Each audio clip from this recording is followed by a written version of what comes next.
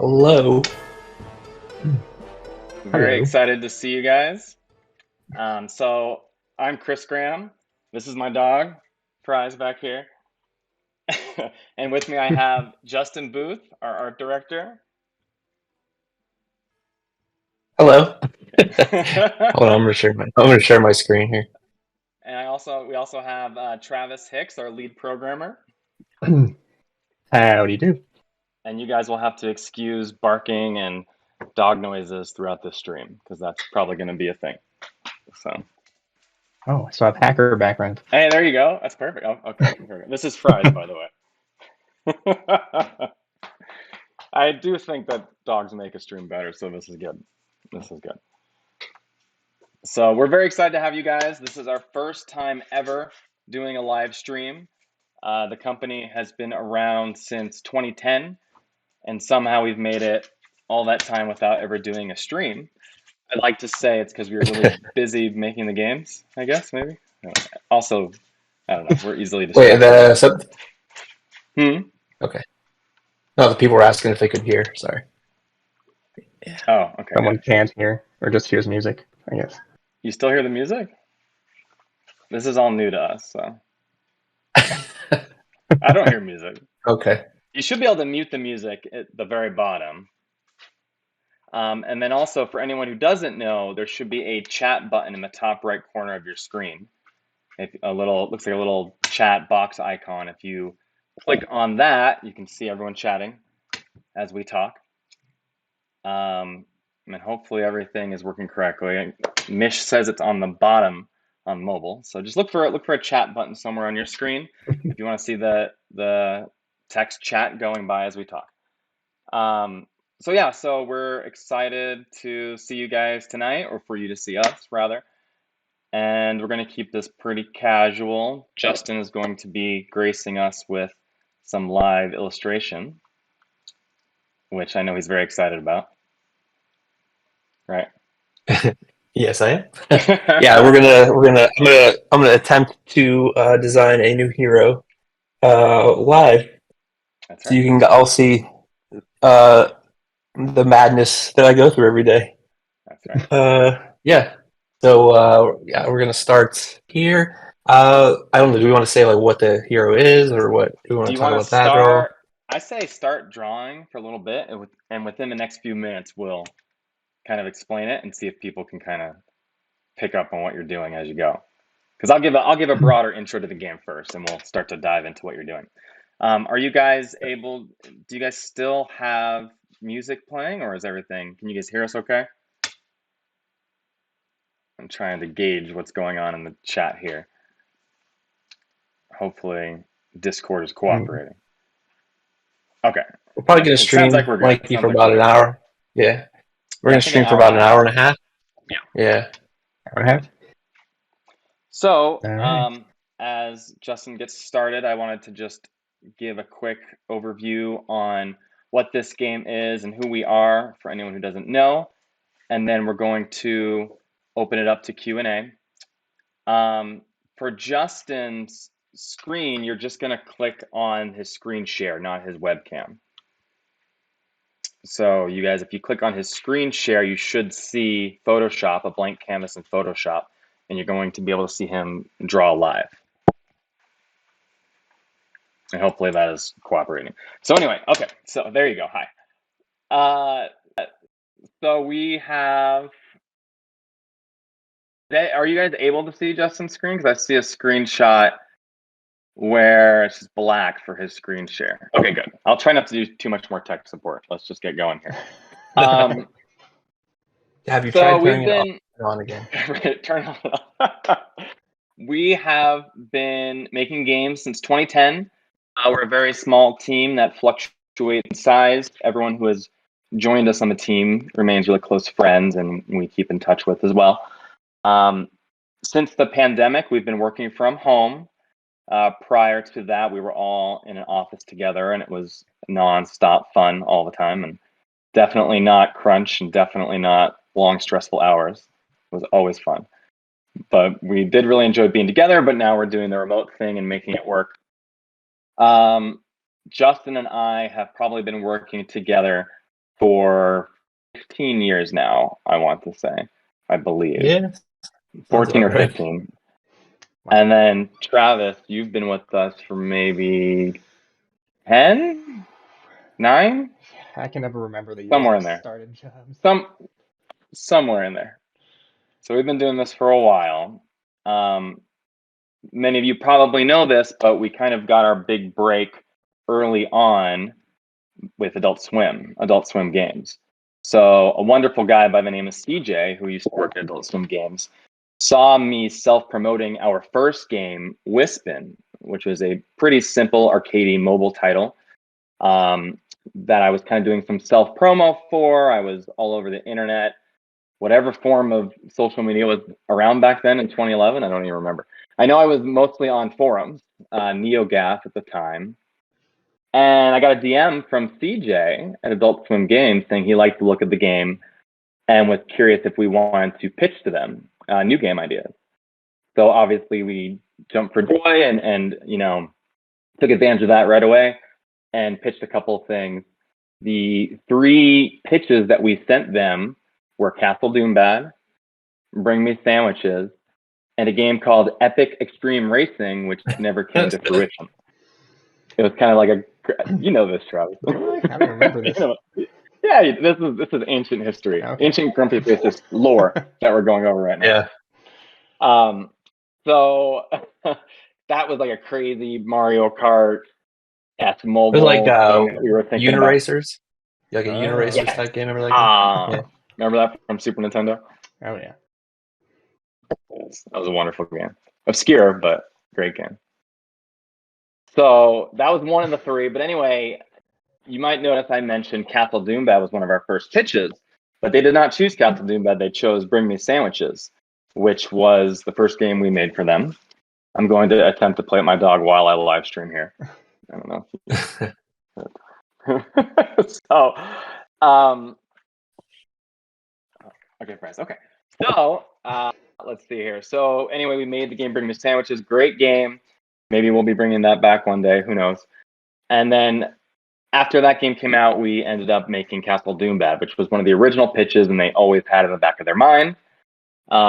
We loved working with Adult Swim, and the game was successful and reviewed well, and we're very proud of it. Unfortunately, several years later, it got delisted along with several other titles of theirs, or I believe a majority of their titles in their portfolio. Essentially, the short version of the story here is that, you know, as devices advance and new OSs come out, there's a certain degree of maintenance required for compatibility and compliance with the platform holder. Long story short, there was a portion of their portfolio, including Castle Doombad, that did not meet compliance when a changeover happened to 64-bit games. Long story short, they decided to not renew maintenance with Castle Doombad and eventually became delisted. So Castle Doombad is a game that we love, but it is no longer available for purchase outside of maybe the Amazon version for now. It's no longer available for purchase, and we recently acquired the full rights to this game that we originally created. And we decided we thought it was so special and wanted it to be back out there again. And we decided to remake the game as a expanded remake, which essentially means nothing is off the table when it comes to making it a little better, adding some things and modernizing it a little bit, and just kind of returning back to some of our early thoughts we had when making it that we might not have been able to do at the time for budget and scope reasons. So this dog is definitely a streaming dog. So anyway, so long story short, we're now working in Castle Doombad again. And I'm sure most of you know we've also had the great fortune to work with Cartoon Network on a big variety of our favorite IPs and old cartoons, including Steven Universe, Teen Titans Go, Powerpuff Girls, Regular Show, Adventure Time. We feel so fortunate all the time to have worked on all these cartoons that we love so much. And we came to find out that the communities for all these cartoons and these shows were so lovely. Especially a big shout out to the Steven Universe community, which we love dearly and feel very close to, and it was really special for us to be a small part of that world.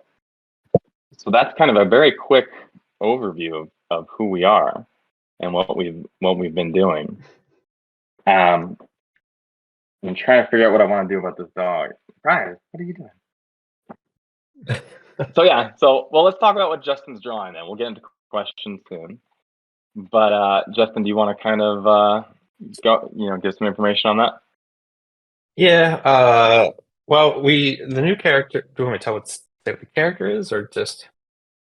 Yeah, this is a character that you're drawing for the first time, right?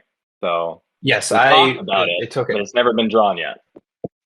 Took every ounce of my, restraint to not do some sketches for this, because I wanted to really, come in like what this is exactly what I would do on any other hero.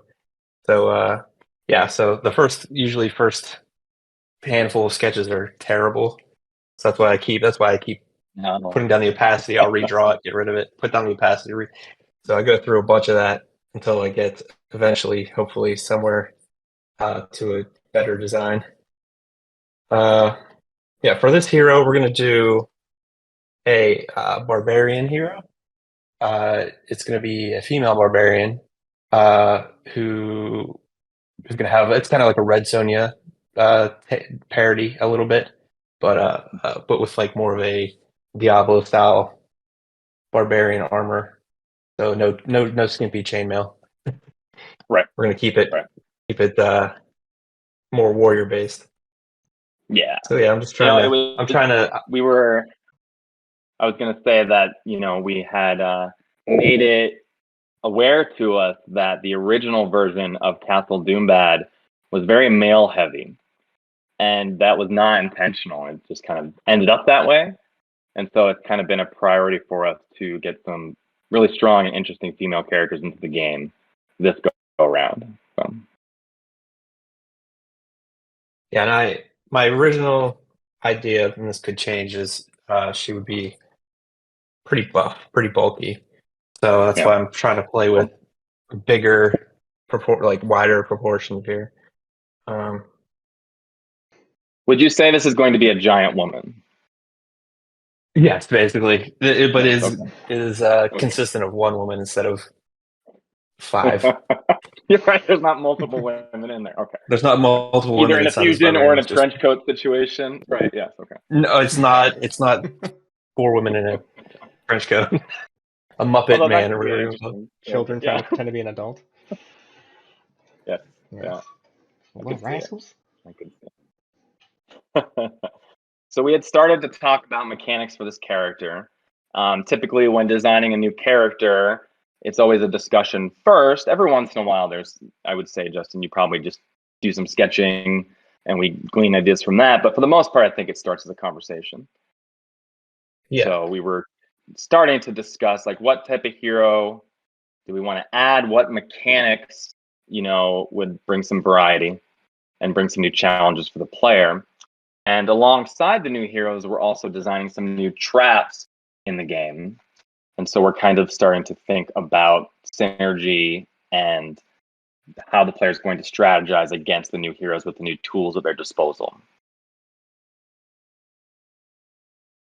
I love the bulkiness. I think that's really already a really great direction. Yeah, I wonder. I'm gonna go back on tech support. Someone's still saying that some of you guys are seeing the drawing, correct? Can anyone let me know if you guys can see the sketch as it's happening? Okay, it's up. So if any of you are not seeing the sketch, I would maybe advise, this is gonna sound cliche, but try restarting the app. But it should be working, hopefully.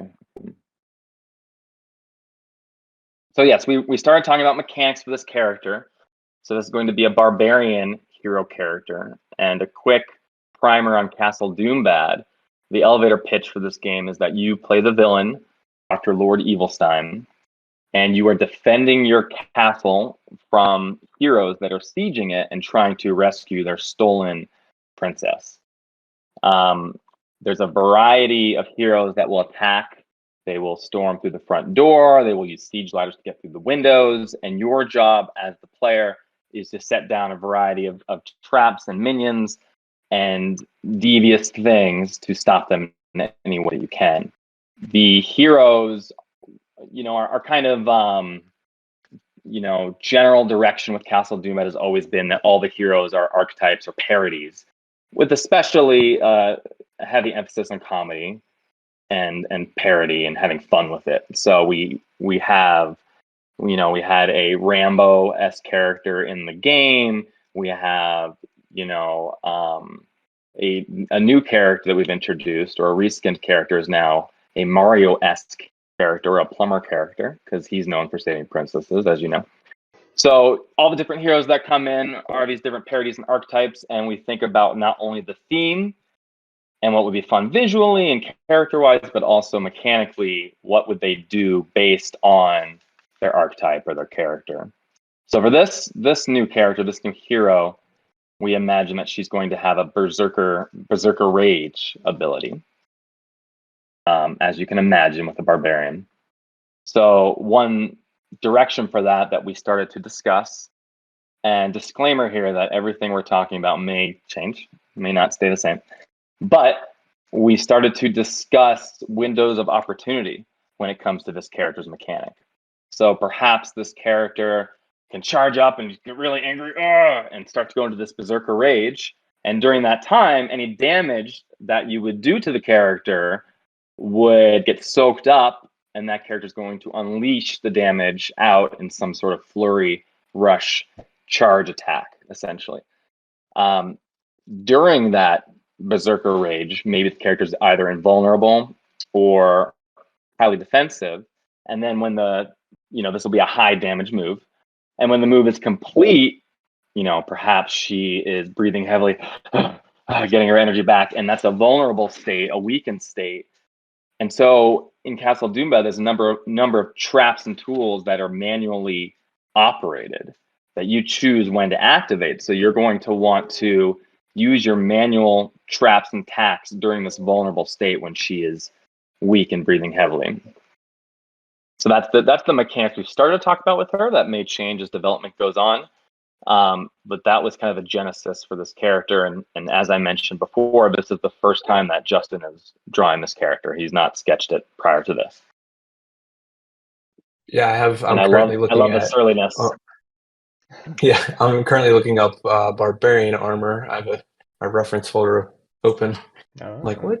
How many hours would you say you spent in Google image search or Pinterest in your life? Pinterest is my jam. Pinterest is actually way easier than Google. Yeah. Oh, really? So a lot. I have so many Pinterest reference photos. It's ridiculous. Okay. I went through today and probably pinned about 30 barbarian armor pictures just to.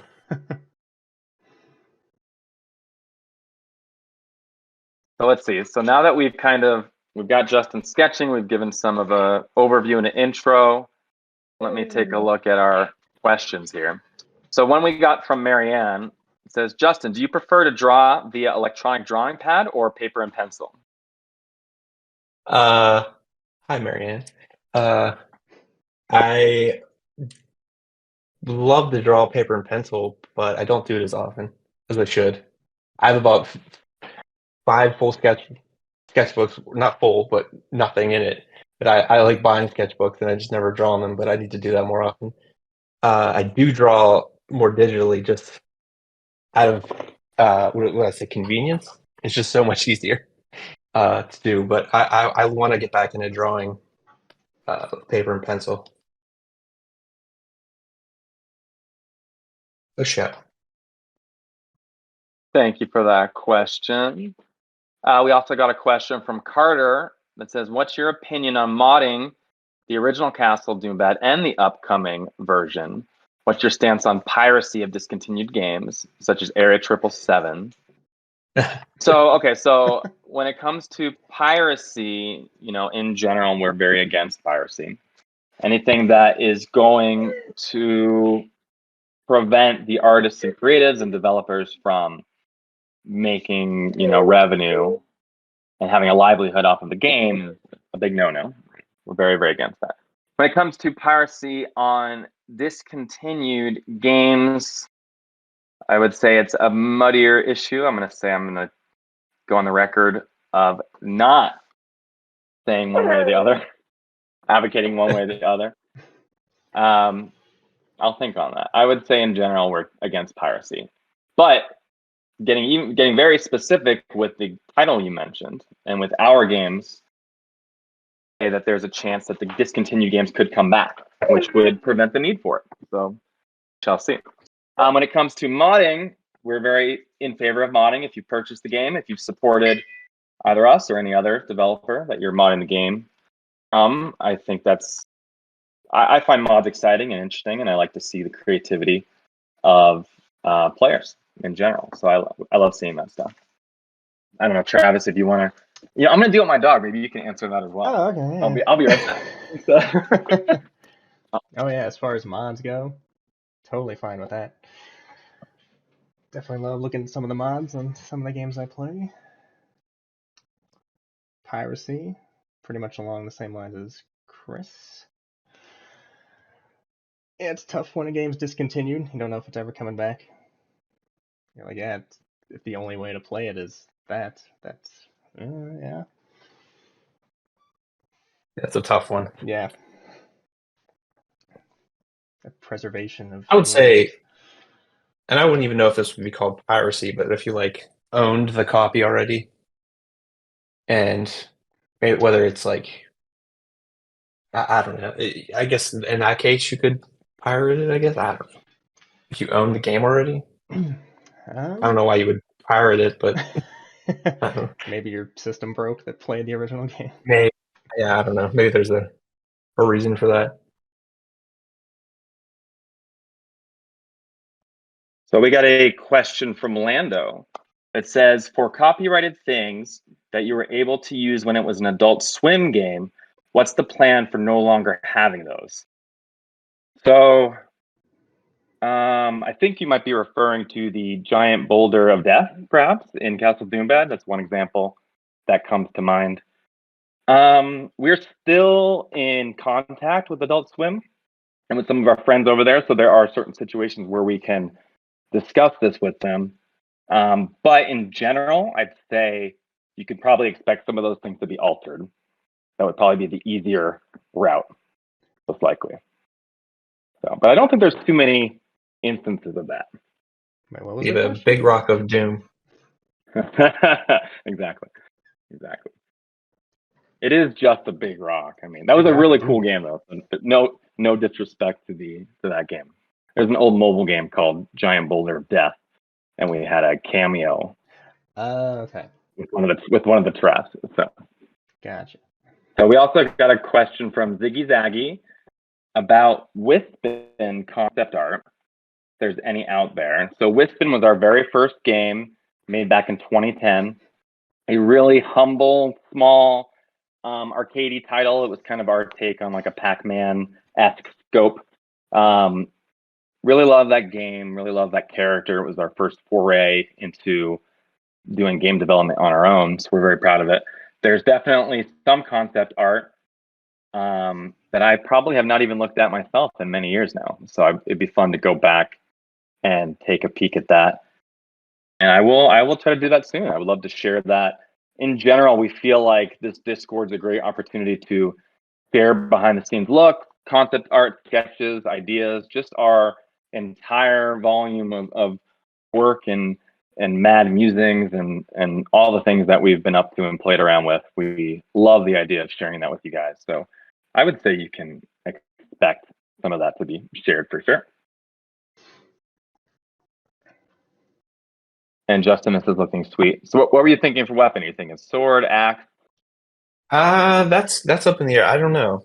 I thought it'd be cool to have a huge sword, but then I'm like, well, should she have a big axe, a hammer, a big old hammer? Axe. How about dual wielding? Have we thought about dual wielding? Dual wielding. She can dual wield pistols. Sure. You could go axe. You could go hammer. Or it could be one really big one. Whatever's going to serve itself for the Berserker Rage move. I almost imagine she like kind of dash forward and kind of go crazy. Yeah. Could even do like a claw, like Wolverine. Could be like a kitty claw, a cat claw, or a wolf claw. Cat. Like a tabby cat claw. Like could be orange and try it. Little cute. You gotta stick some cute in there. That's what we do. There's a question from Dustin. Hey, Dustin's here. Audio. I have not been doing a good job of keeping up with this chat. Okay, Dustin's question. Do you want to read it, Travis? It's a good one. I'll read it. How are you? Thank you, Dustin. That's a great question. That's great. That's a great question from one of our award-winning members of the chat. I'm doing well. How are you? I'm doing well as well. How are you? I'm good. I'm also answering I'm good. Dustin's question. Well, I think it could turn into us all asking each other. I guess too. it could, Justin, yeah. how are you doing? Yeah, I'm doing all right. How are you?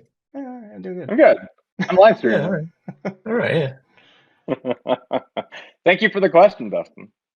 So Dustin is a fabulous person. I think I'm going to leave it at that. He's just great. Love Dustin. He does good work. And he's also very, very talented. And he's helped us out with audio in every single one of our games. Mm-hmm. He's incredibly talented. Incredibly talented. Also, a lot of voiceover, too. Oh, yeah. So all the string, little vocal sounds you've been hearing over the years, not all of them, many of them are Dustin. When we don't have a Cartoon Network cast at our disposal. Or Weird Al, yeah. Or Weird Al. To replace you. Or a Weird Al. Or a Weird Al. Oh, well, let's touch on that. Let's get into that. Okay. So, you may not know our Adventure Time game for Cartoon Network. It was called Adventure Time Game Wizard. Somehow, we ended up getting Weird Al as the voice of the Doodle Wizard, the villain in the game. Somehow that happened, which was amazing, and everyone was excited about this, and everyone loved it except for Justin, because Justin was the original voice of the Doodle Wizard, and Weird Al stole his role. How dare he? Yep. That's probably the first time anyone said "How dare he" in regards to Weird Al, because he seems Yes. like an upstanding, wonderful person. He is a national treasure. Mm-hmm. Right. You're the only person who doesn't like him. I love him. No, well, Not I've back heard you then. say some choice things about in reaction to that whole debacle. Tried to get my SAG card. Stole it from me. So the full version of that story is that Weird Al happened to be doing a voice for Adventure Time right around the same time. I believe it was Adventure Time. He might have done more than one show at the same time. But at least I believe it was also Adventure Time. He was in the studio already. They knew he was going to be in there. And they said, hey, if you can finish all the dialogue and have everything ready in like 2 weeks, Weird Al will be available to record. We'll just tack it on to his other recording session. And we were like, oh, yeah. And we kind of, geeked out quite a bit. And lo and behold, Weird Al is in our game, which Weird Al was my very first cassette I ever owned was Weird Al.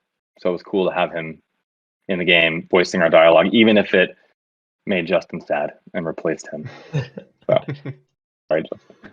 He did good. He did good. And yes, Weird Al is a genius. Weird Al is a genius. In chat, Walks says Weird Al's a genius. I have to agree. I agree. Yeah, he is really talented. The production value of his stuff, his singing talents, he's so eclectic with all his instruments and his accordion. He's amazing. He's a cool fellow. Let's just make this a Weird Al stream. Can we just talk about Weird Al? Basically, yeah. Hey, how about another question, guys? Yes. All right. So, here's a good one from Mish. What type of cheese do you guys like? I'm going to say all cheese.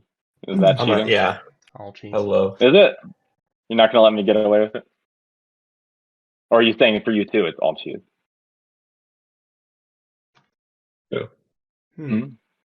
Me or Justin? I like Swiss. It's all good. I remember when I was younger, I was obsessed with provolone. Oh, okay. Yeah. But also That's probably the cheese. best cheese. A blue cheese. A blue cheese is good. Yes. Provolone is my cheese of choice for Philly cheesesteaks. Most people would say yeah. cheese whiz, but provolone for me. Cheese whiz. I mean, that's it's the the main classic. like cheese for that sandwich, right? It's good The too. OG? It's good. I felt it's the OG. It's good. I don't know. I was always a provolone guy for a Philly cheesesteak. Here's a good question from Jesse, who happens to be our friendly neighborhood moderator, one of our friendly neighborhood moderators.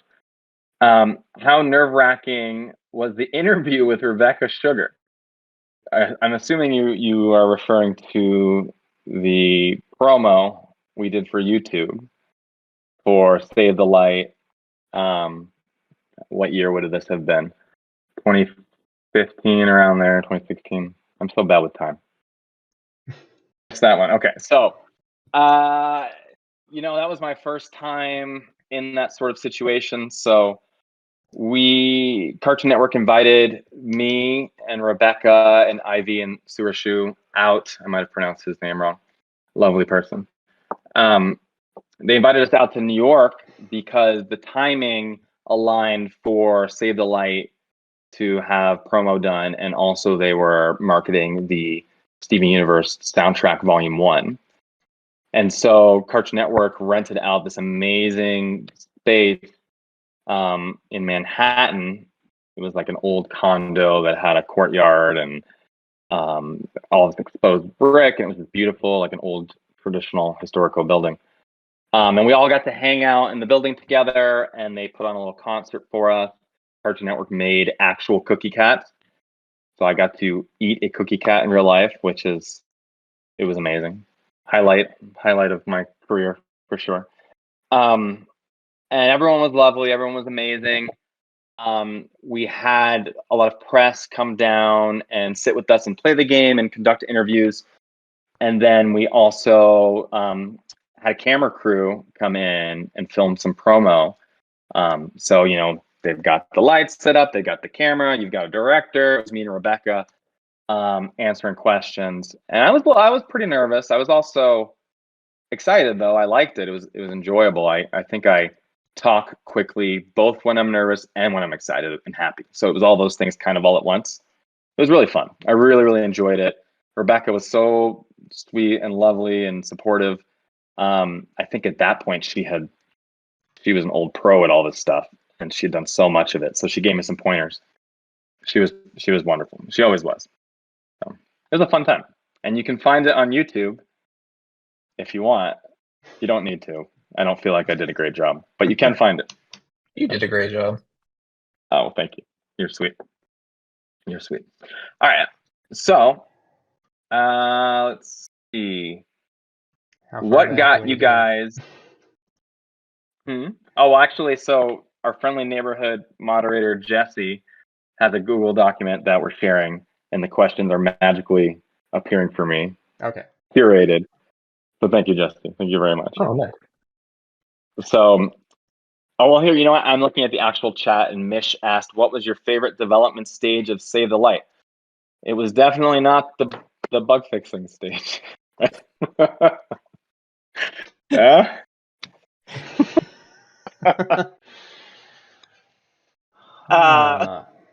You want to talk Cries. about I'm screaming internally right now. Yeah.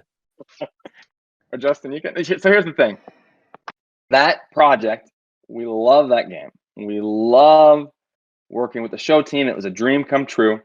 We were not given enough time to make that game. So sometimes I think when we talk about Save the Light, we experience a little bit of trauma just for how stressful of a time it was. It was our biggest undertaking ever, our biggest game ever, first console titles. And, I'm not pointing any blame at anyone, but we were not given enough time that we think we needed. We also overscoped for sure. I try to look back at the stuff and see what things were in our control that could have been done better. And so we tried to do too much with the time we had. So it ended up being a very stressful project because there was just so much to do. Very long hours. Travis looks like he's holding back. Is what the chat says. We're very proud of the game, and we loved everyone we worked with. If I could go back in time, I would have either tried to get us to do less or tried to negotiate more time than I was able to negotiate, because I feel like we could have done more and made it more stable with more time. It's a shame, but I still am proud of it. And I know I've seen so many lovely messages and let's plays and feedback from people who just love that game. And I think we're all very proud of it. So for sure, blemishes and all. What do you think, Justin? Yeah. I mean, it was our first console game, right? So Yeah. the pressure was on. It was a sequel to a pretty popular game already, so it was.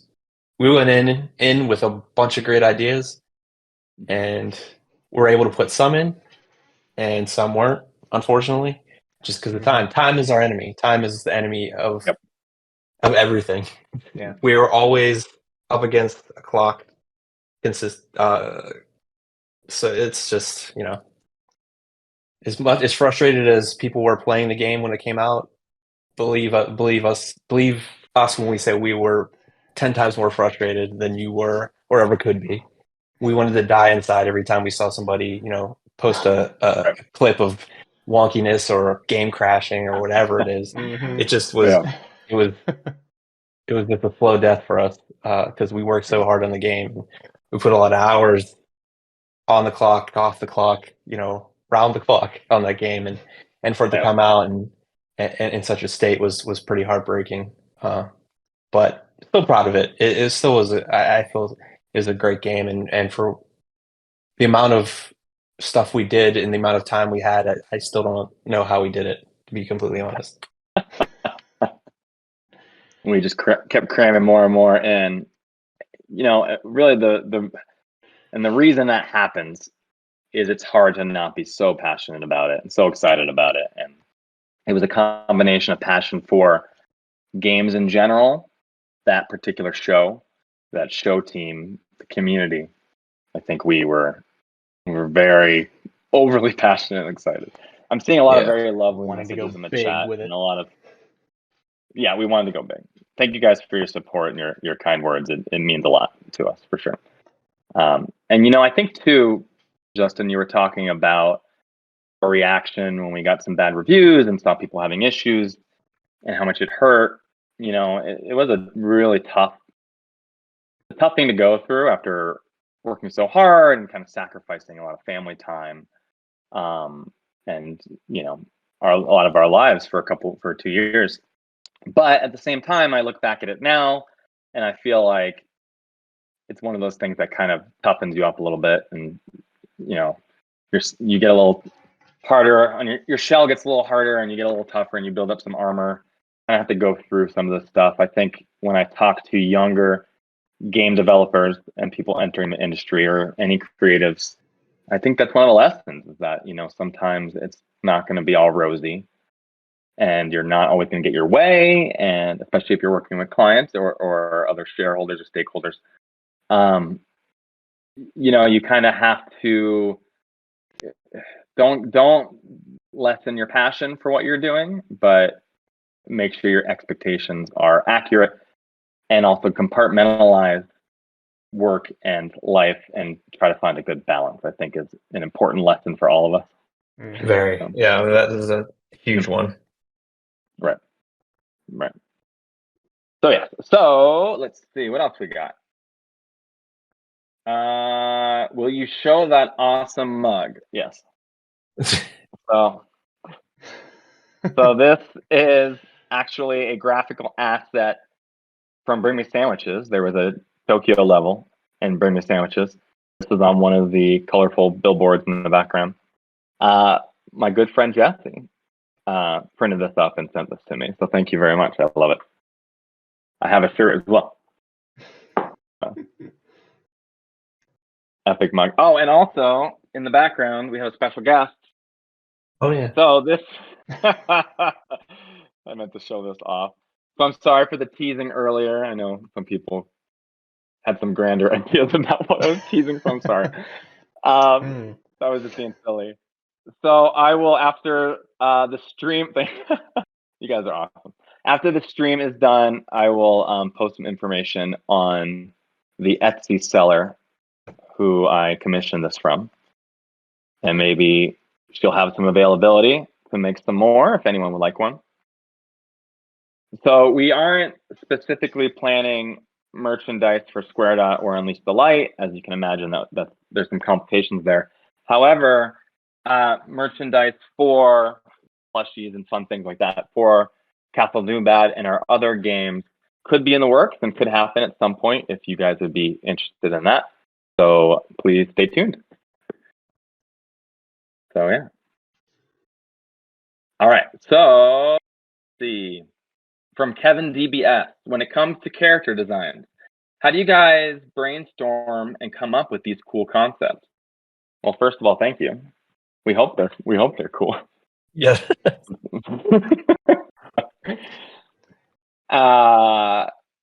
So a lot of it is just chatting casually or kind of orbiting around whatever our goal is design-wise, and just kind of seeing where our conversation takes us and bouncing things back and forth off of each other.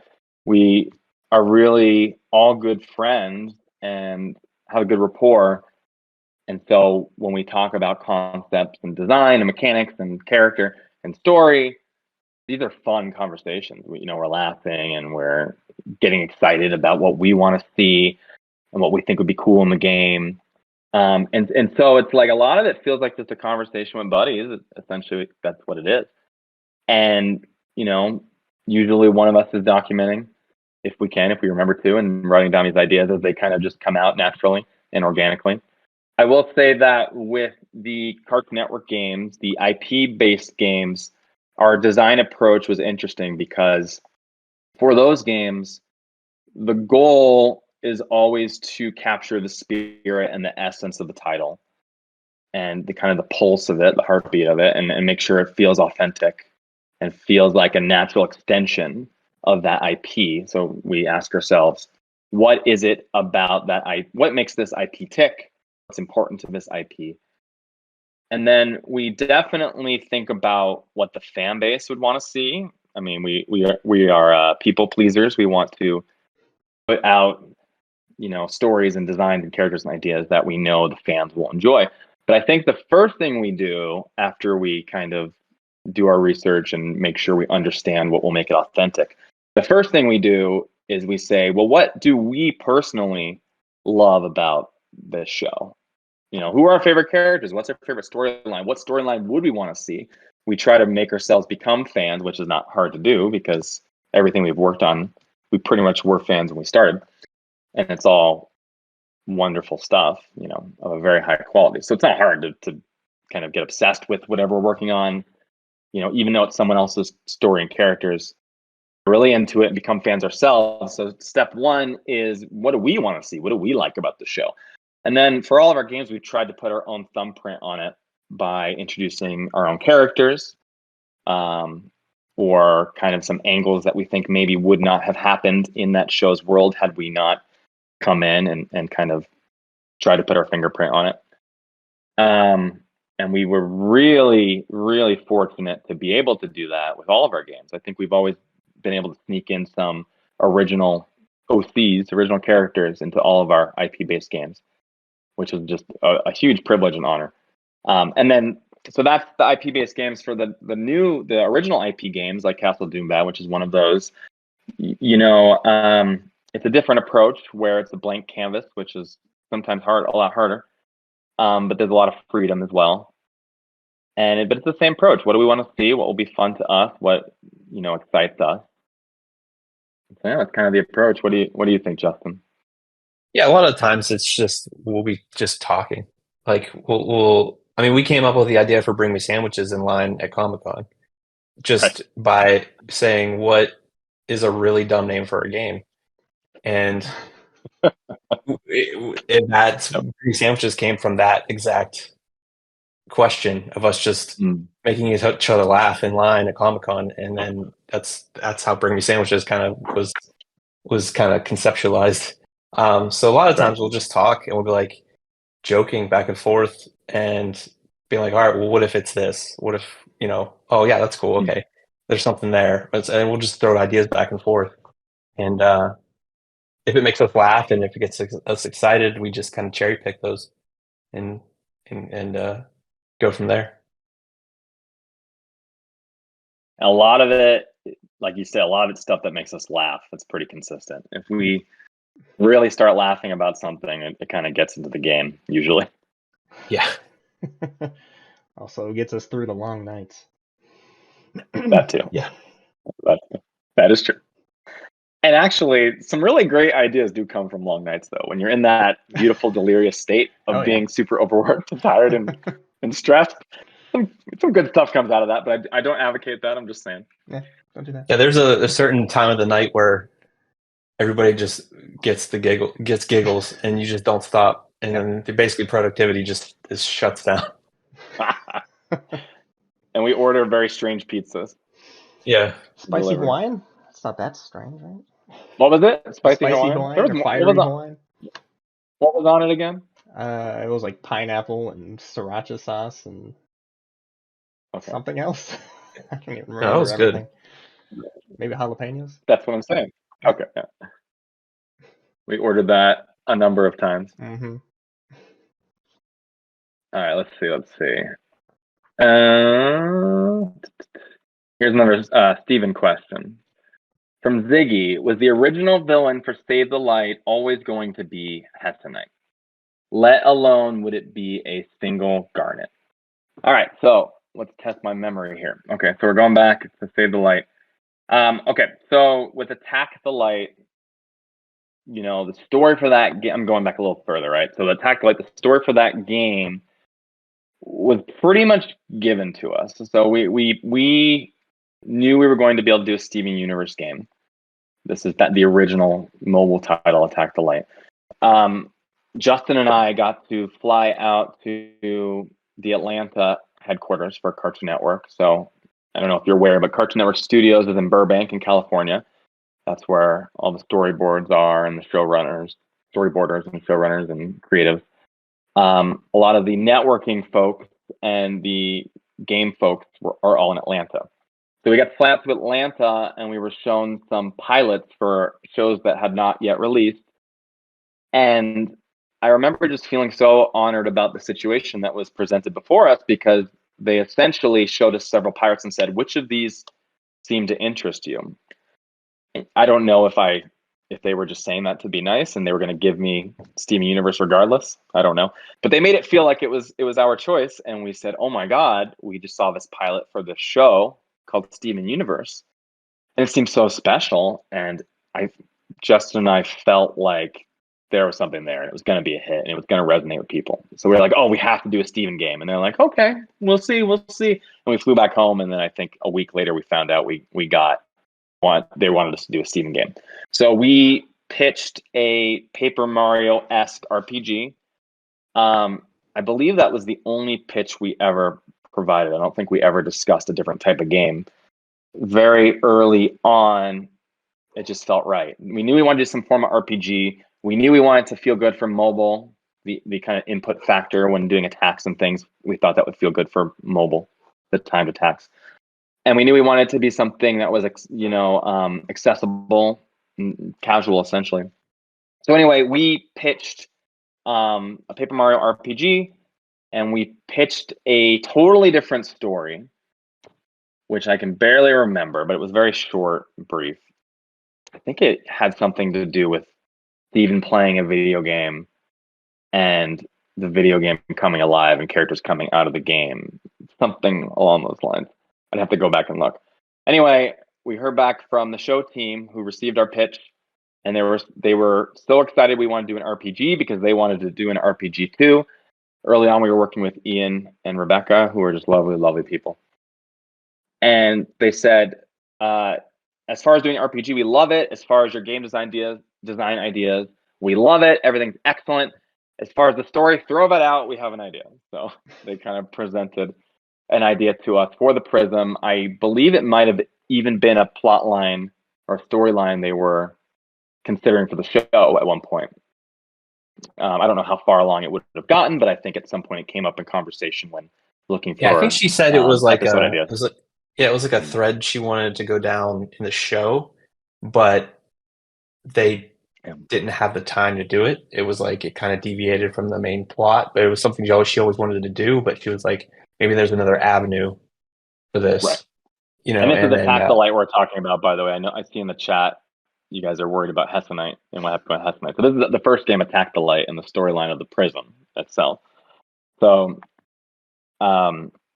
yes, I think that I remember Rebecca talking to us a lot about how he viewed the games as an opportunity for players to really not only have the world feel lived in and experience it firsthand, but also to just really know that Steven and the gems were going on all these other adventures that you didn't see.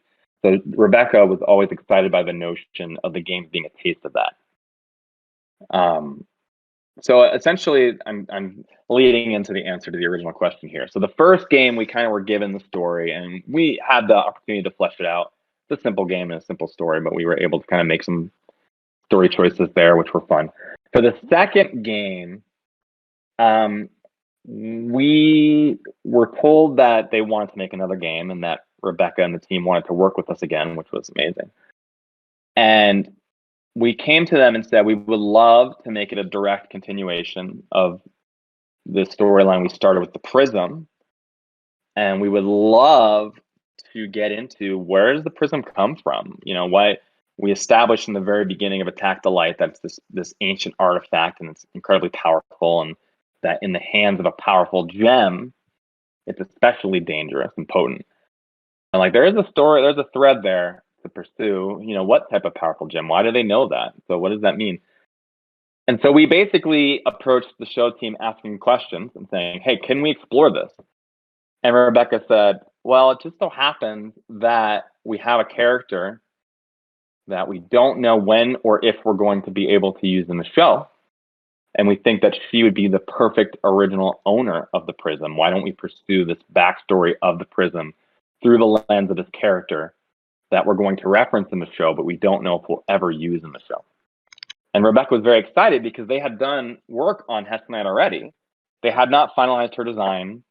I think they only had like a sketch or two, but they knew who she was. They kind of knew a little bit of her personality. They kind of had a rough idea of how she slotted into the story.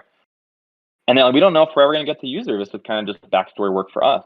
But now here's an opportunity, and kind of the rest is history. It was an amazing collaboration to work with them on fleshing out Hessenite, finalizing her design, creating the story of that game. They were wonderful to work with, incredible creatives. We were all constantly blown away by not only the clarity they had of their own world, like they knew every nook and cranny about it and had every question we come up with, they had an answer for. But they knew what resonated with their fans. They knew what their vision was, what message they wanted to get across. I've always loved how progressive Steven Universe is. I just admire them so much.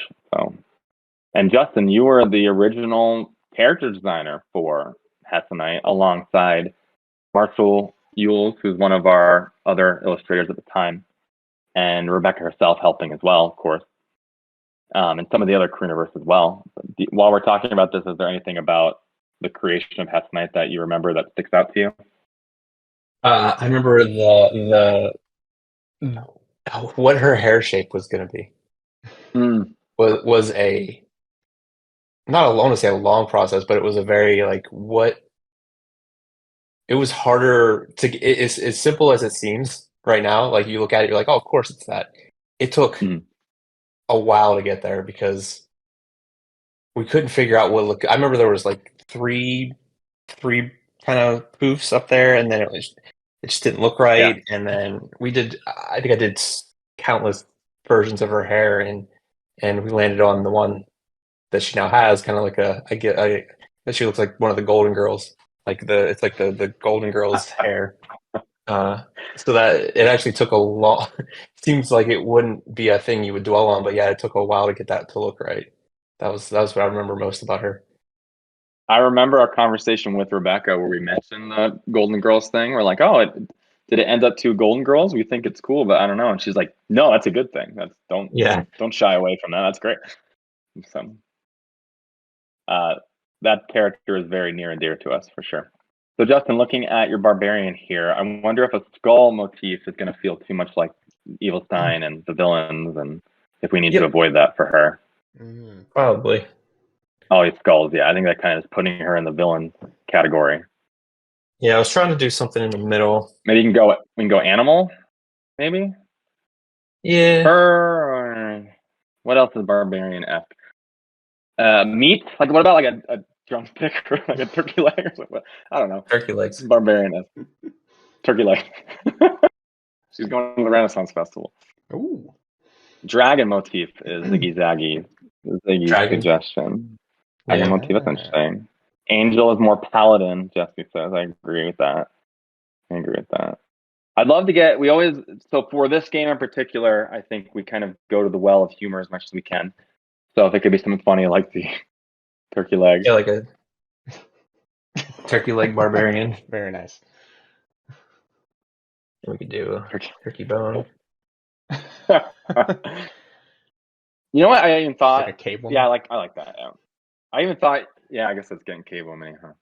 I even thought you could do like a big braid and then like stick like another weapon in her braid, like maybe another axe or something. Or that's funny. Yeah. There's a good question we got that I want to ask you guys. For Travis. What? Travis, what are your 3 favorite games that are not made by Grumpyface? That are not made by Grumpyface. Oof. Yeah. 3 favorites. I guess Chrono Trigger, since that inspired a lot of the stuff I wanted to put in all our Steven Universe games. Yes. Yep. That's one of them, and I guess a recent one would probably be Elden Ring. I was just obsessed with that for so long. Mm-hmm. And I have yet to play it. I'm a bad game developer. I have yet to play Elden Ring. I'm terrible. Oh. I will. Foxwalk says Diablo ? Could be. Oh. But I'm like, but I also loved Burnout 3 a lot when that came out. Oh, okay. It was like one of the most fun games I had ever played. Okay. Very satisfying. Probably not on a lot of people's favorite games of all time, but I like how particular that is, how specific that is. That's good. Yeah. I was surprised you didn't say Chrono Trigger for all 3. Oh, could I have done that? You could have. Oh, okay. It's okay. Amend your answer. Okay. Chrono Trigger. We were asked if Castle Doombad will have Steam achievements. The answer is yes. It will have Steam achievements for sure. Chrono Cross. Oh, yeah. And they were trying to do something really interesting with that game. Didn't it have like 80 characters or something? It was like 50 something, I think. 50 something, yeah. But they couldn't do all combo moves with every character because that'd be a lot of combinations. Hey, I don't blame them. I remember a certain game called Something the Light, where that was a time-consuming endeavor. Yes.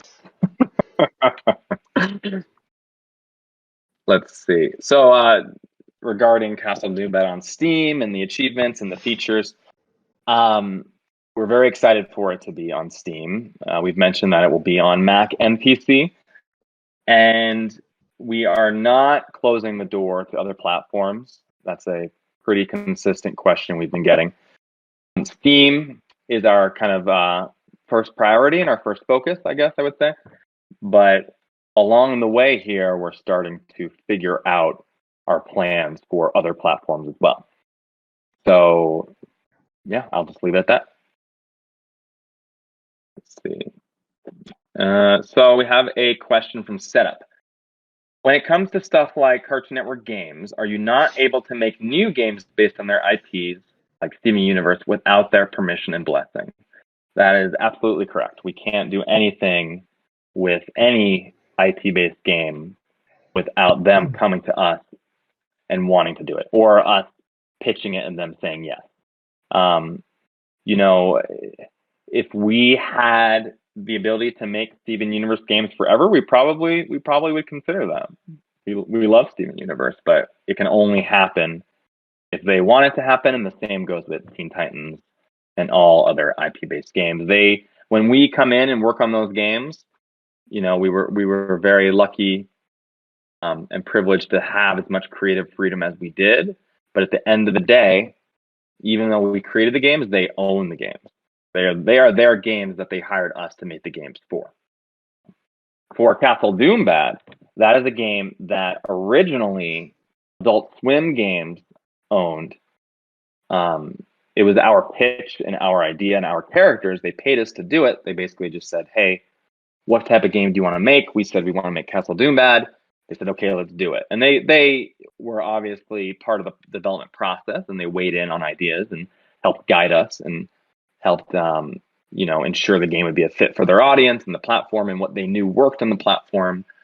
And so they were shepherds and partners. But that was a game that we created that they owned at the time. We did not own Castle Doombad. And all this time, the intervening years, we could not do anything with it. After the pandemic, let me back up. Actually, I will say for many years, I've attempted to get the rights to Castle Doombad and some of our other original IP games like Bring Me Sandwiches and Super Mold Escape. I've attempted to get those rights back for quite a while. And after the pandemic, some things changed and I was able to finally secure them. And so we are now the owners of Castle Doombad, Bring Me Sandwiches, Area 777, and Super Mole Escape, as well as Wispin, our original game that there was never a publisher for that game. So now these games we can do whatever we want with. We are the full owners. We're still on great terms with Adult Swim. We love those guys, but we're very excited to have all the freedom that comes with not working with a big corporation, essentially. And it's our games now, so it'll be fun. So, yeah. And no, I don't think we're going to put Castle Doombad on Ouya. I'm sorry. Oh. Who asked that? I saw it go by as I was blabbing. I don't know who said it. And back in the chat at some no, point, it's not going to be on Ouya. I Yeah. saw someone suggest a plushie of the Grumpyface logo. Okay. So yeah, there's no reason we can't do that other than not having the time and mental bandwidth to make it happen. So that could definitely happen if you guys would like to do that. That'd be like such a perfect shape for one. Yeah, like a stress ball. We've always said a stress ball or a throw pillow or yes, absolutely. Absolutely. So Travis, what do you think of this character so far? Me? Yeah, what do you think of this character so far? Oh, I'm liking it so far, yeah. I love the bulkiness. Yeah. That's really cool. It's not your usual female character you see in a game. Exactly. Yeah. Yeah. This is where the process. I love the way the hair falls too. Yeah. This is where the process tends to slow down because now I have to actually make things look good and real. Many stages. I like to this the process. Yeah. Oh, absolutely. Absolutely. And sometimes what you've done here, Justin, is you kind of went into one specific direction and stayed with it the whole time. Sometimes we'll do that, and what you're seeing here as a first attempt will end up pretty close to the final one that goes in the game. But other times we'll kind of, try out different things, or just on his own, we'll do many different variations that are totally different directions. And there's been times where I've gone into your old Photoshop files and I've unhidden some layers. I've seen variations I didn't even know you did for various characters. So you obviously go through a number of revisions and attempts for these things. Yeah, for time's sake, I think I'm just sticking to one. I'm just trying to. I just picked the shape, and I'm going to try to run with it for now. This might work, or this might be the final design might be totally different. Just a loincloth, like Foxwalk says. Yeah. And that my life would be a lot easier. I just have to draw a couple of squares and call it a night. We got a good question here. Oh, sorry. Oh, no, you're fine. I was going to say that this question has a story as part of the answer. So from Jay Crisp. So how did Super Mole Escape come about? Was that an original concept? So Super Mole Escape is an original game that we created for Adult Swim. It was essentially our take on Mario Kart. but from kind of like a top-down perspective, specifically with the characters digging down below the earth. You are convict moles that are escaping from a mole jail, and it was very short-sighted of the mole jail keepers to put you in a cell that has dirt on the ground because you're a mole and you can dig. So as you're escaping, the warden is chasing you. The story behind the concept for this game is that we were given the opportunity to pitch whatever we wanted to Adult Swim. This was our third game for them. And they just asked what we got. What do you got? What do you want to do? What kind of game do you want to make? And I think we were just talking about mechanics and then different themes and different funny ideas and just kind of bouncing all over the place. And we ended up liking a pitch for a totally different themed game and titled game, but with the same gameplay. Do you remember what it was, Justin? I sure do. It was called, what was it called? Super Sandbox Excavation? Yes. Yep. Yeah. It was basically I had a little sketch of it too. It was basically it was about like toddlers playing in a sandbox, and then they start digging downwards and they race into the ground. But the Adult Swim was like, well, we probably, if we're gonna if you're gonna get hurt in this game, probably shouldn't hurt kids. Probably shouldn't do damage to the little kids. Great scores, yeah.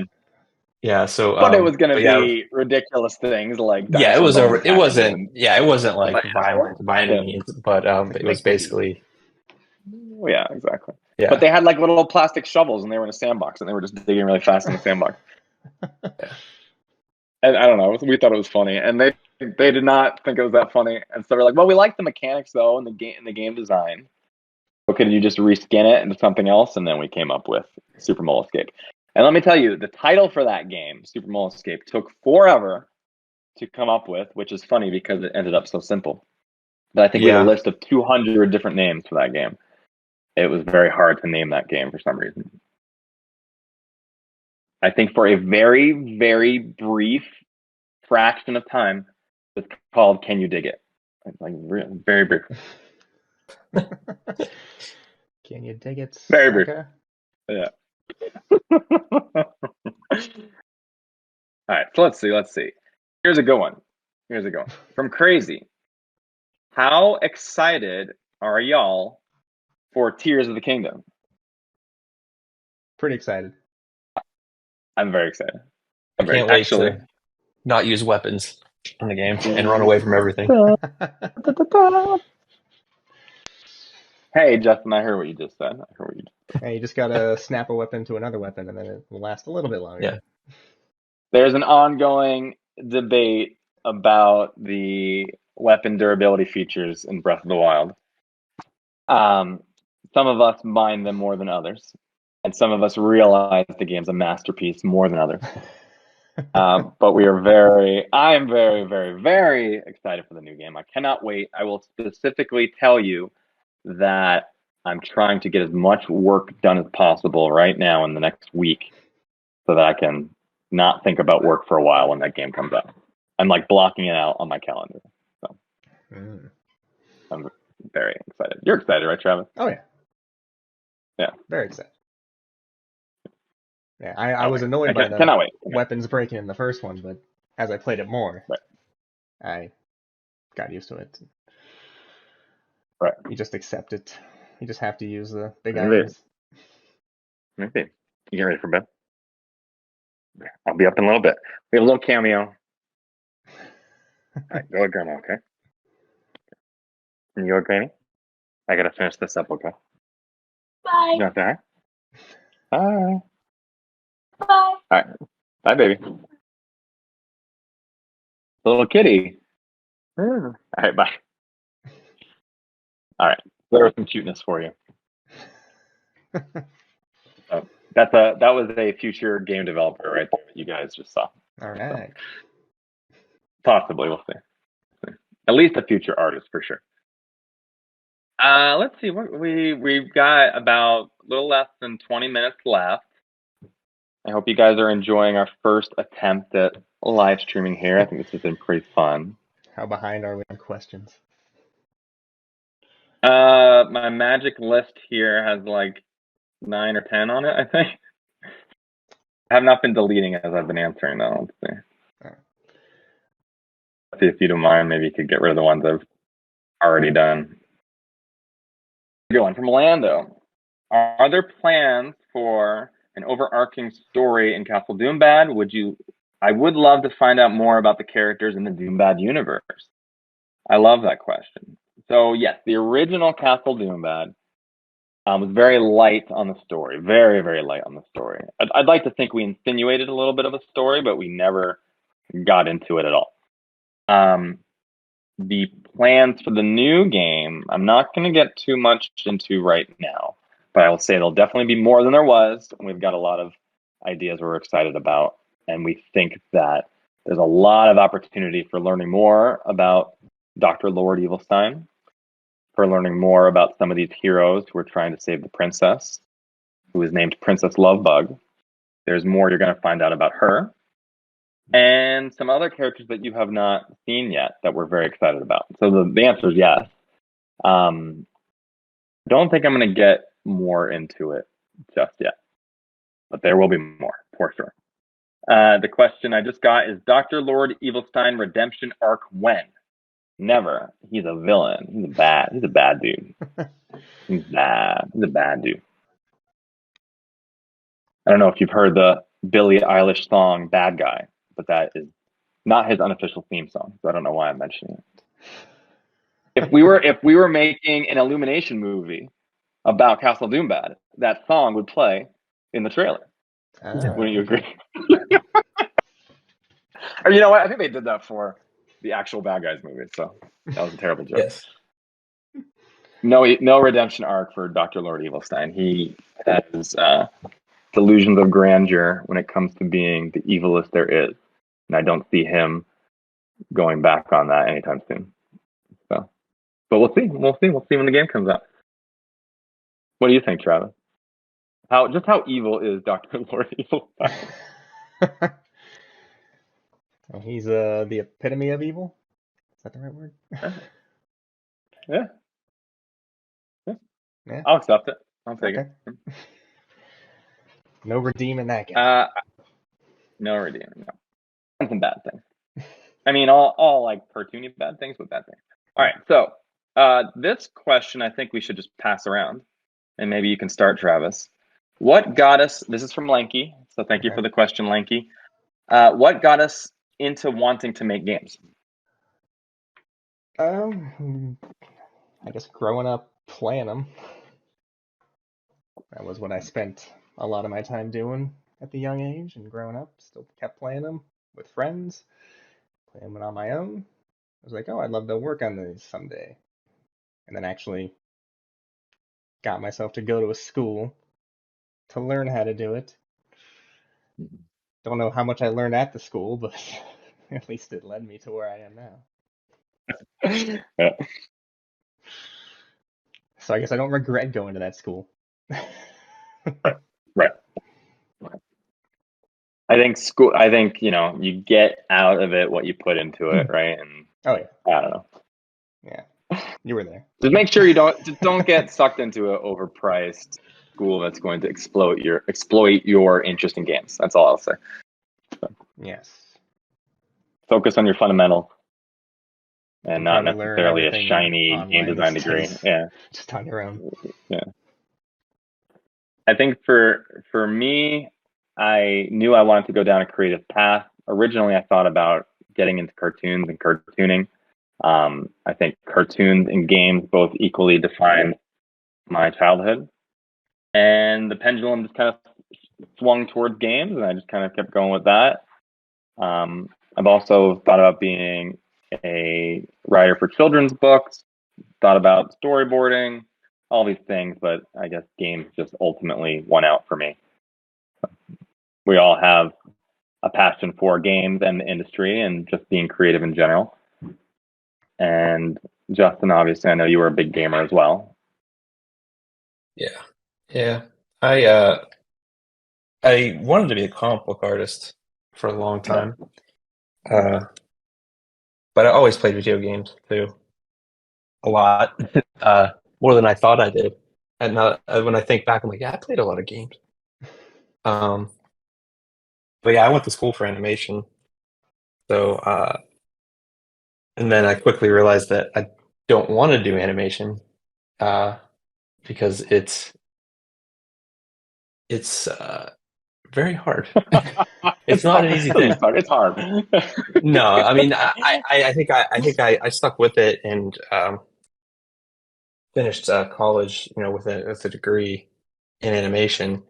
But I think I realized I like just drawing, concepting or just like making single images instead of drawing the same image over and over and over and over and over again. Well, I was taught traditionally, so I did we did it on paper and flipping through and then taking a picture of each paper on like a old camcorder that they had rigged up with like duct tape.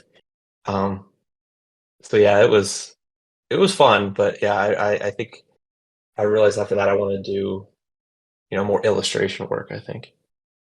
But yeah, and then how I got into gaming, I kind of just sort of fell into it, and it ended up working out because I always loved video games, but I never thought that I would make video games ever. It was never like I'm going to do this one day. It's kind of just happened, and I was like, oh yeah, this is fun. And here we are. People pay me to do this. I can. I'm seeing a couple of good questions here about the stream itself. Yes, I'm planning to put this on YouTube. I will hope to do that soon. As far as broadcast time goes, yeah, we can vary it up. We have a feedback channel here in Discord if you guys want to leave any notes for us or suggestions about what you want to see in the future, what would be a good time, what type of content you'd like to see, what worked with this for you and what didn't. So for sure. There's a great question from Mish about masked Hessonite. How'd you guys get the idea to make masked Hessonite in Unleash the Light? So when we were setting out to do Unleash the Light, we were really excited to continue the story further. And we were also especially excited to see what happened to Hessonite because we felt like her ending in Save the Light was meant to get your imagination going and get you wondering about what happened to her and where did she go off to and what sort of shenanigans did she get into after the end of that game. And same with the Prism too. We really wanted that to feel like, oh, maybe there's more story there, so it was exciting to get the third game greenlit and know that we were going to be able to pick up those story threads for both of those characters. The masked Hessonite direction specifically, I would say, was us wanting to do something unexpected with her, but that still felt like it was in character and a natural evolution of her arc and who she was, and also who she found herself to be at the end of the previous game. But we also wanted the direction that she was going off in to be something that was going to surprise the player a little bit and not feel expected and done before, or even on the show. We were also trying to avoid character arcs that you'd already seen on the show itself. So it was us trying to find something that felt fresh, but still felt in character and like it could be an evolution she would undertake. And then as far as the design, Justin, do you want to talk about that? Your inspiration for some of the character design there? Or Hessonite? Yeah, the masked version of Hessonite. Oh, the masked version. Sorry, I got lost in the drawing.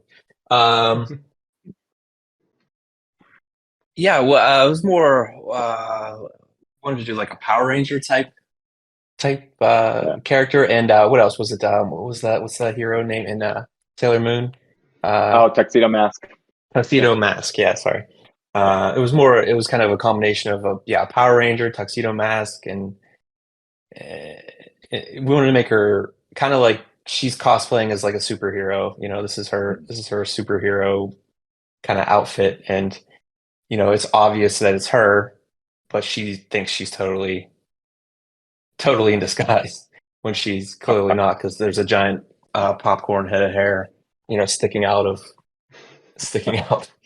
her head. So yeah, that's kind of the approach we took, and I think we landed pretty quickly on a design for that we liked, if I remember correctly. Yeah, I believe so. Yeah. But it's interesting because before we worked with the show team on the story for Unleash the Light, there was this space on our calendar to kind of try some story directions on our own. So we had the third game greenlit, but they basically said, "Oh, Rebecca and the team can't meet with you for a couple weeks." And so we're like, "Okay, well, before even talking to them about what a third game might be, let's have some brainstorming sessions and go crazy and come up with some different things."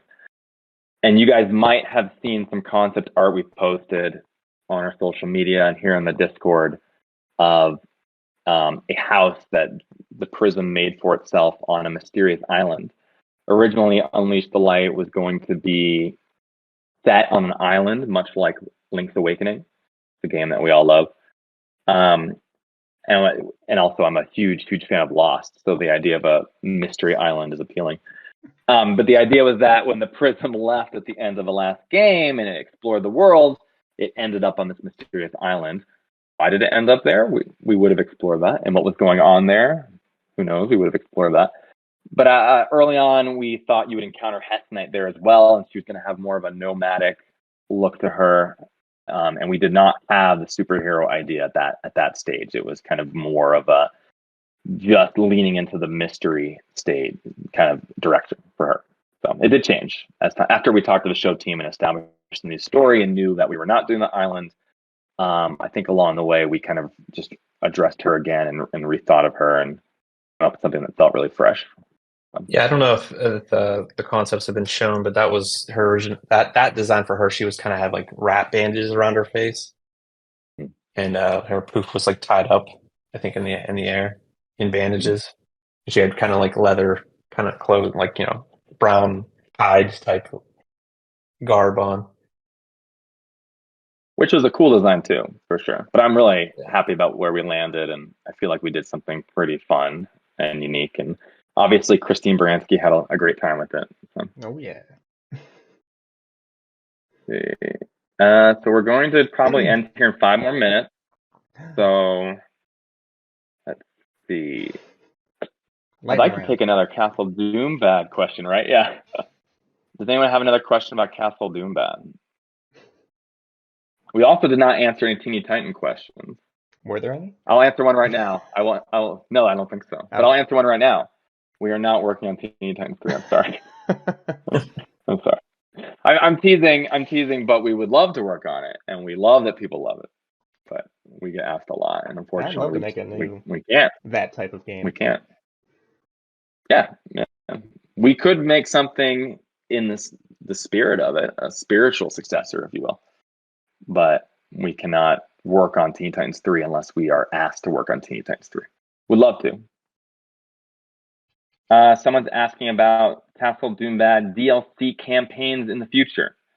So the plan is to release a version of Castle Doombad that we feel is going to bring back some of these ideas that we had when we made the original version, but we were not able to include for time and scope reasons. And then also bring in improvements that reflect our game development and creative journey and growth over the however many years it's been. So it's our chance to take this old game that we love and we are proud of and say, okay, we've grown as artists and game developers and creatives. What can we do with it now? We want to still feel like it is Castle Doombad and it retains what people loved about the original, but it's got not only a fresh coat of paint, but a lot of improvements and some new ideas and new content and features. And one feature in particular, I'm really excited to talk about when we can.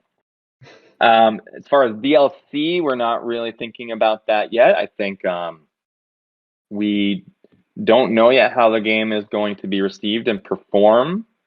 So it's going to be important for us to make this launch version that we're proud of, put it out there, and see what people think of it, and if they like it, and if they want more, and if it's successful, then of course we would love to do more, and we might do more, and we shall see. Someone's asking how many concepts did Evilstein go through, which is a great question because the original version of Dr. Lord Evilstein looked very different. Do you remember that, Justin? Yeah, he was big. He was like looked like the Hulk. He was a huge, almost like big wrestler type character. Yeah. But pretty early on, you had the mask and the hood concept and the coloring, right? Yes, I think that was there. It's just his body shape and just kind of the details changed. You know, put the mask and the hood. Did you ever draw him without the mask? I can't remember. Possibly. Yeah, I can't remember. I think you might have. Yeah. I feel like there was a version of him that looked close to Chaos from Skylanders, which I think was unintentional because I don't know if you played it, but I think there was one that early on. He had like a big cowl and black cape and like an egghead kind of looking smaller guy. I think if I remember, you had one drew a couple variants early on, but I think within like a day or two, you had the mask concept and the hood very early. So I think maybe last question. Let's see. Scanning for a good one. I definitely thought I would get a lot farther than this, but apologies. Okay, the drumstick on, or the turkey leg on the sword's really cool. I like that. I was thinking maybe she'll have like a broken sword, like it's broken, so it's a big, that's cool, kind of like broken blade. That's cool. Gone into too many birthday rages and broke it somewhere. Yeah, there you go. I like her scar. I like her surliness, and I just love her build. Like, I love that she's bulky. She's really great. Not quite there yet for me, but yeah, we'll keep messing with it for sure. So yeah, a disclaimer again: this character might totally change, but you were all able to witness a part of this process. This is the process. You know, this is what we do for all the characters, and Justin is just so incredibly talented, and I've been so fortunate to know you, Justin, to work with you all these years. Oh, you elevate. Yeah, I gotta get sweet real quick. You elevate everything, and your talent is just unmatched in my mind. I'm your biggest fan. I always will be. So I just have to. I had to get kind of mushy for a second. And Travis, you are a coding wizard, and everyone on our team, we're all close friends, and I value the friendship and camaraderie so much. I really do. Oh, thank you. I do want to answer one more question. Here we go. How about this? When making a sandwich, from Lando. When making a sandwich, okay, what's your favorite things on it? Also, which cheese is a good cheese choice? Thank you, Lando. So, Travis, just I'll give it to you. Any type of sandwich? It doesn't specify any type of sandwich. Okay. I guess one of the sandwiches I like to make is a tuna sandwich. Okay. And yeah, you got some lettuce. You got the tuna salad. You got your tomato, onions, pickles. Salt, pepper, oregano, avocado, and you toast the bread. Avocado. Like you spread the butter on the bread and toast it like you're making grilled cheese. And then melt some cheese. Okay. Also on one side of the bread. Put it together. Tuna melt. Okay. Tuna melt is a good choice. Oh, and some an unexpected choice, I would say too. Dressing or. Wow, it's delicious. As you were describing your sandwich so perfectly, I started to wonder if we just started talking about sandwiches for like a long time here and we went over how long everyone would stick around. If we went like another hour talking just about sandwiches. We're gonna second half of the stream is gonna be sandwich chat. Yeah, sandwich stream. Sandwich chat. feel like some of you guys would stick around. You guys I'm gonna go on a are tangent about deli meats for about 45 minutes. I do have to give a quick sandwich shout out to the Sandwichito from Puerto Rico. I learned about this. Sandwichito? My wonderful girlfriend Natalie told me about this. So it's a Puerto Rican beloved sandwich that apparently always makes an appearance at kids' birthday parties and family gatherings. I'd be very curious if anyone in the chat would know what this is. But essentially, it's just white bread cut diagonally and with a special spread. And the spread is cheese whiz, Spam, and red pepper. And that's it. Wow. So it's a sandwichito, little sandwich. Sandwichito. And Little sandwich. a little sandwich, and it's actually really good. And I was a little bit of a prejudger when I heard this described to me initially, especially the Spam part. I think I prejudged Spam a little bit, but it was really good. I've had it now. It's really good. All right. So It sounds good. if anyone in the chat does try a sandwichito, please report back on our Discord. I would love to hear what you thought. So white bread, cheese whiz. You make a spread of What was cheese it? whiz. A You don't spread- just put that cheese spread whiz is a on. mixture Yeah. of that. Okay. Yeah, exactly. So you mix the cheese whiz with the red pepper and the Spam. Okay. So again, a diced blender, Spam? you know. Or in a blend. Okay. Okay. Yeah. I got you. So, and then that makes the spread, and you put it on, and it's surprisingly good. So Interesting. look it up. It's a thing. Puerto Ricans love it. So, and Justin, I think you get to close us out with your favorite sandwich, right? My favorite Hear what sandwich. you have to say. Yeah. I'm a pretty boring food guy, so I like turkey. No, here it is. Ooh. No, I'm gonna scrap the turkey. I retract my previous statement. I'm gonna go. It's this thing we have in Pennsylvania called chip chopped ham, and it's really Ooh. thinly sliced ham, and it's sweet, and it's not good for you, but it's really good, and you get a little bit of that, and I get some salami or pepperoni, and then put some either pepper jack or provolone on that, and maybe some mustard. There we go. Alright, what's it called Hey. again? Chip chopped ham. Chip chopped ham? Yeah. Is that the official name? Yeah. Chip chop. It's just Chip really, chop. really Chip chop. thinly sliced Cute. sliced ham. Chip chop Yep. ham. Okay. They had it at there was a Pittsburgh place in Arizona that served it, and they put it on a hot dog. Okay. You can get a hot dog. You get a hot dog, and then they put the chip chopped ham on top of the hot dog. Where at? Where do you go for this? It was Here in Arizona? I think it's in Old Town Chandler now. They moved. It was right by an antique shop. It was like in the antique shop on I forget what road it was, but they moved. Yeah. Okay. Chris will find it. I'll find it. Yeah. I think we have a couple Arizonans, a couple Zonies in our Discord too. So Zoni. I think we do. Well, I think that wraps up sandwich chat and our sandwich stream. I want to thank you all for joining us.